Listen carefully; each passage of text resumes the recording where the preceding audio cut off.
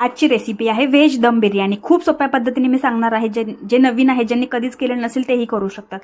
तर फार सोपं आहे, जसं मी आता इथे व्हिडिओमध्ये दाखवते आहे तशा भाज्या घ्यायच्या आहेत। तुम्हाला पाहिजे ते छोट्या मोठ्या शेपमध्ये तुम्ही कट करू शकता। आता याच्यामध्ये आपल्याला बेसिक सुके मसाले टाकायचे आहेत, जसं की हळद आहे, मिरची पावडर, गरम मसाला, धना पावडर आणि जो आपला बिर्याणी मसाला असेल कोणत्याही कंपनीचा घेतला तरी चालेल। पुदिना कट करून घ्यायचा आहे, थोडासा पुदिना, आणि मग त्याच्यानंतर लसूण अद्रकचा पेस्ट। तर जो लसूण अद्रकचा पेस्ट जर घरी केलेला असेल तर त्याचा एक वेगळा फ्लेवर बिर्याणीला खूप छान येतो, सो शक्यतो विकतचा नका यूज करू।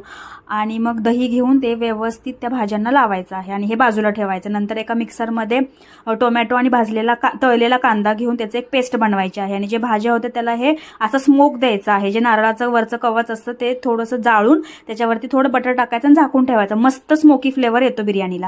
नंतर ज्याही भांड्यात तुम्हाला करायचं आहे त्याच्यामध्ये तेल टाकून आपले सगळे खडे मसाले टाकायचे। जिरं आहे, तेजपत्ता आहे, लवंग, मोठी वेलची, छोटी वेलची, जेही गरम मसाले आवडतात ते टाकून त्यामध्ये उभा चिरलेला कांदा घालायचा आहे। तो व्यवस्थित भाजल्यानंतर जे आपण टोमॅटो आणि कांद्याचं मिक्सचर बनवलं होतं पेस्ट, तो टाकायचा। त्याला कांदा सुटेपर्यंत भाजल्यावरती थोडीशी हळद, कारण ऑलरेडी आपण त्या भाज्यांमध्ये टाकलेले आहेत मसाले, तर थोडीशी हळद, गरम मसाला आणि धना पावडर टाकून हे व्यवस्थित परतून घ्यायचं आहे। नंतर त्या ज्या भाज्या आहे ज्याला आपण स्मोक दिलेला आहे त्या भाज्या आपल्याला या मसाल्यामध्ये भाज्या आहे ज्याला आपण स्मोक दिला होता त्या परतून घ्यायच्या। आता ह्या भाज्यांना काय करायचं, तुम्हाला कुकर दिसत असेल म्हणून शिट्ट्या करायच्या नाही, पाणी टाकायचं, याला फक्त वाफ घेऊन आपल्याला थोड्याशा शिजवायच्या नाहीये। आणि नंतर त्या शिजत असताना तिकडे एका पातेल्याच्या उकळीमधून गरम मसाले वगैरे टाकून त्या उकळीतून तांदूळ काढून काढायचा आहे, जो की खूप शिजवायचा नाही, शिजवायचा 80% पाणी काढून घेऊन त्याच्यानंतर एका मोठ्या पातेल्यामध्ये तो बाजूला ठेवायचा आहे। इथे भाज्याही चांगल्या व्यवस्थित वाफून निघाल्या। एका मोठ्या पातेल्यामध्ये आपण भाजी शिजवली आहे त्याच्यामध्ये थोडंसं पाणी त्याच्यात ठेवायचं, जेव्हा आपण दम देणार आहोत पाणी पाहिजे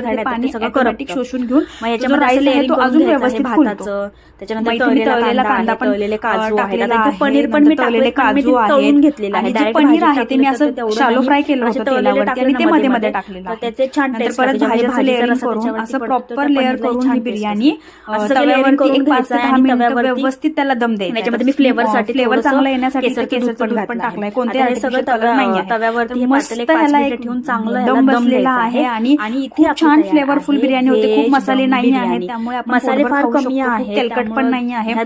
ही बिर्याणी मसाले खाताना नाही लागत, तुम्हाला आवडलेल्या भाज्यांचा फ्लेवर, मसाल्यांचा फ्लेवर लागतो। जर आवडली असेल तर लाईक, शेअर आणि सबस्क्राईब नक्की करा। बिर्याणी थँक्यू खूप सो छान मच। लागते। थँक्यू।